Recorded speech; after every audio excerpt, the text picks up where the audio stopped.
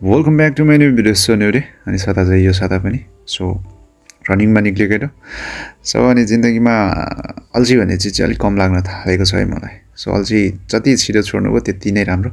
So अनि 7 kilometre completely पुरा गरिसकेपछि चाहिँ म जो पोखरीमा पुग्छु। अरू बेला चाहिँ म छिटै जान्थेँ किनभने अरू बेला मेरो क्लास थियो। अहिले चाहिँ आज चाहिँ क्लास छैन र बिन्दास तरिकाले सुतेँ अनि उठेर गएको थिएँ। त्यहाँ पुगिसकेपछिको दृश्य हो यो पोखरी। सो हलुका अहिले चिसो छ भनौँ, तुसारो खस्छ हलुका अनि डाँडाको फेरि हो यो। तपाईँको बिहानको समय चाहिँ भरसक छिटो उठेर केही एक्टिभिटिज गरेको राम्रो है।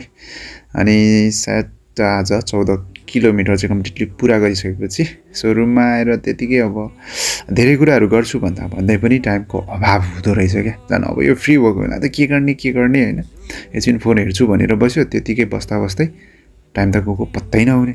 मलाई मात्रै हो कि तपाईँहरूलाई पनि हो? आज चाहिँ म फ्री बसेको भएर हो कि फोनमा धेरै झुमेर हो म। सो त्यो भएर चाहिँ आजको दिन पनि सो आज बेलुकीको खाना पकाउँदैछु। सो अनि तपाईँहरूको दिन पनि राम्रोसँग बित्यो होला भन्ने पूर्ण आशा छ। So thank you for watching my video.